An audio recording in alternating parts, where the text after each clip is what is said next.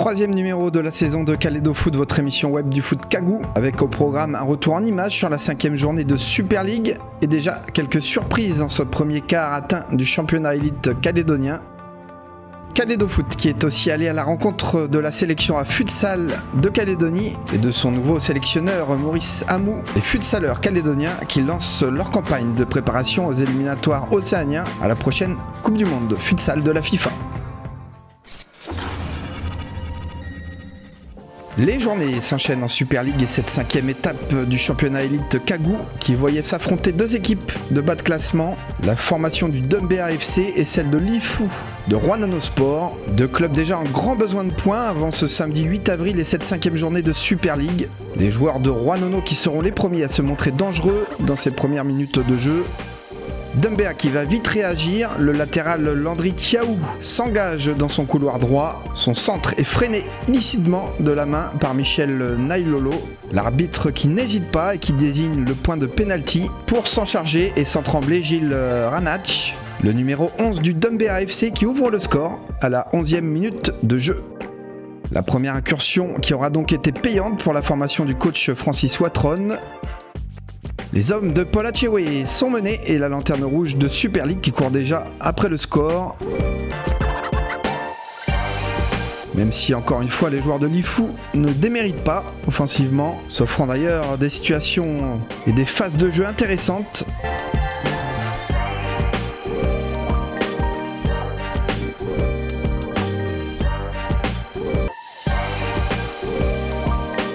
Mais défensivement, Dumbéa pourra compter cette année sur sa recrue de l'intersaison, Erwan Aossou, impérial dans l'axe ce samedi, et véritable patron de cette défense dumbéenne. Aossou qui aura toujours été là pour contrer les offensives emmenées par le bon duo, Léo Macalou et Yannick Siapo.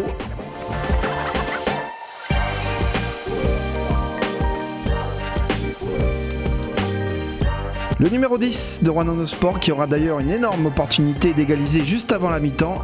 Mais la déviation du plat du pied au premier poteau de Macalou qui vient flirter avec le montant gauche du gardien de Dumbéa. Et c'est finalement sur coup de pied arrêté que la formation du DFC est la plus dangereuse. Pascal Signéhu qui touche même le poteau, ratant de très peu le but du break. Place à la seconde période et l'équipe de Djéou qui va tenter d'aller chercher au minima les 2 points du nul.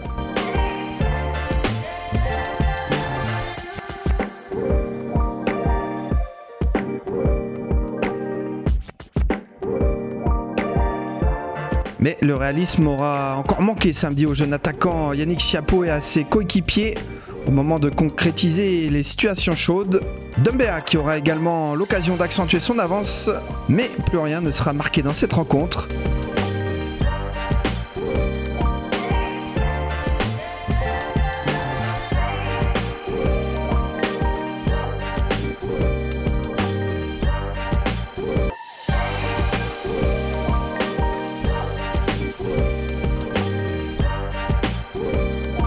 La victoire est courte mais précieuse pour l'équipe du Dumbéa FC qui s'impose 1-0.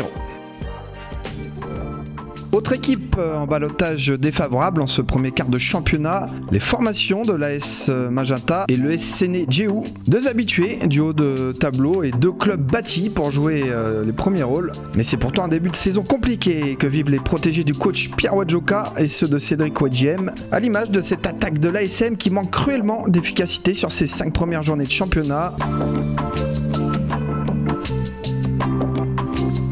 Du côté de Nedjéou, ça combine bien, mais malheureusement cette frappe est non cadrée. Elle était signée Meiron Ralic à la conclusion d'un très beau mouvement collectif plein axe. Chez les jaunes, le néo-international Kagou Paul Gorou est celui qui se montre le plus remuant devant côté Magenta.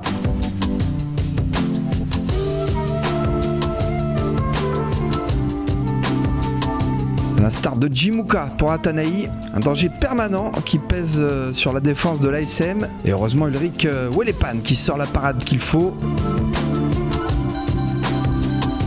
On s'approche tout doucement de la fin de cette première période. C'est toujours un peu brouillon devant côté Magenta. Alors que Meiron Ralic va lui déclencher ensuite une frappe magistrale qui vient s'écraser sur la barre transversale de Welepan, comme un signe avant-coureur, puisque dans la foulée pratiquement, et à la 44e minute de jeu, c'est Romain Forest qui vient ouvrir le score, le jeune attaquant de Nedjeou qui devance tout le monde, et ça fait 1-0 pour Atanai. Coup dur forcément pour Magenta juste avant la mi-temps, la SM qui va donc de nouveau courir après le score.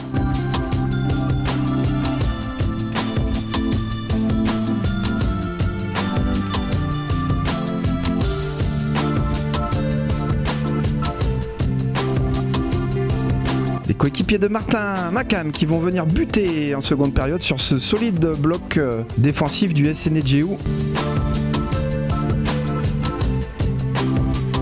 L'équipe de Lifou qui va malgré tout se faire une sacrée frayeur avec une grosse occasion de l'entrant Gilbert Cugogne. C'était sans compter sur ce bel arrêt d'Emmanuel Nasson.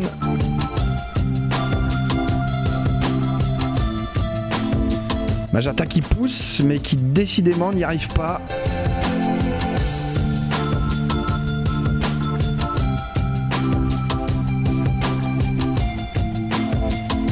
Seulement 6 buts inscrits depuis le début de saison pour les hommes de Pierre Wadjoka qui enregistrent là une 3e défaite consécutive en Super League, tandis que le SC Nedjeou se donne un bon bol d'air. Les résultats de cette 5e journée avec la victoire du leader Yengen-Sport face à l'AS Wedge 3-1 et seulement 11 petits buts inscrits en 5 rencontres. Au classement, vous le voyez, la bataille pour le titre comme pour le maintien qui s'annonce intense.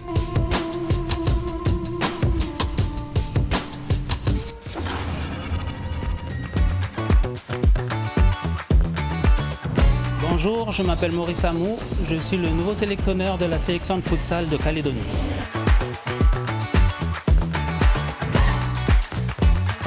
Mes débuts au futsal, c'est en 2007-2008 avec des jeunes des quartiers de Saint-Quentin, Normandie. On a créé une équipe de futsal, l'équipe de futsal de Quartier Nord. Et 2013-2014, je pars jouer avec l'équipe de Ferrand, du FC Ferrand, futsal. 2014, 2015 jusqu'en 2017. 2018, 2019, 2020, 2021, je retourne avec les jeunes de Quartier Nord. Et là, je commence en tant que coach, joueur. C'est là que mon expérience vraiment de coach commence avec les jeunes de Quartier Nord du futsal.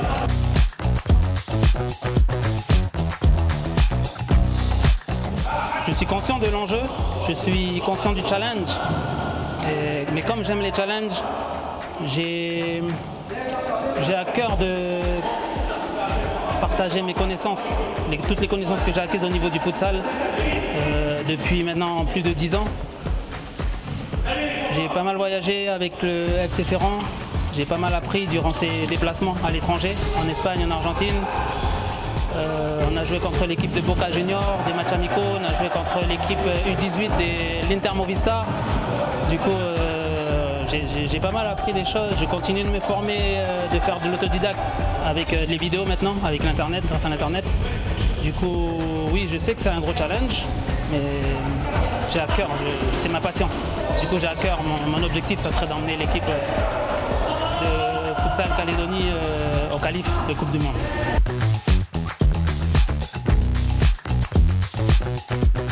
En septembre dernier, il y avait déjà un groupe qui était parti pour disputer justement des matchs amicaux à Fidji. Je me suis basé sur ce groupe et j'ai fait du repérage. La saison elle avait commencé déjà il y a 6 semaines. J'ai pu faire du repérage des joueurs que j'ai vus, des anciens aussi sélectionnés. Vous pouvez voir là dans le groupe, il y a 2-3 de la SPDT, des anciens de l'Olympique que j'ai récupérés.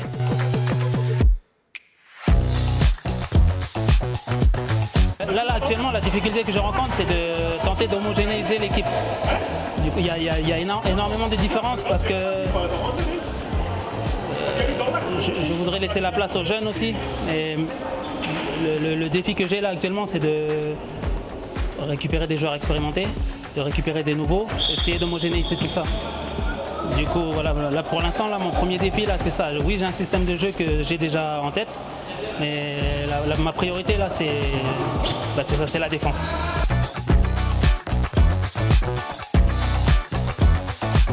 Je compte sur les anciens.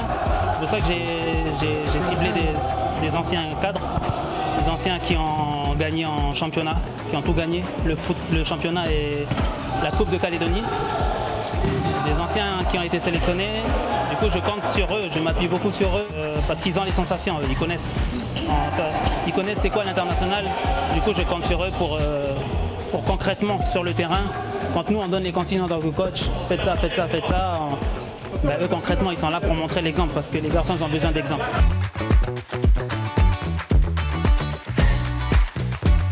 On va utiliser Fidji pour faire un gros travail de cohésion.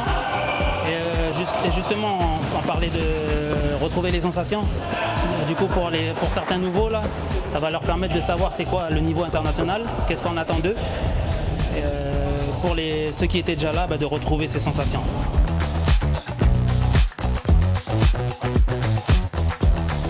Le premier, c'est gagner les qualifications de l'OFC en octobre en Nouvelle-Zélande. Ça, c'est l'objectif à long terme. À court terme, c'est homogénéiser l'équipe, sortir le meilleur potentiel du pays, essayer d'aller match par match, adversaire par adversaire, atteindre l'objectif final qui est celui de la qualification pour la Coupe du Monde.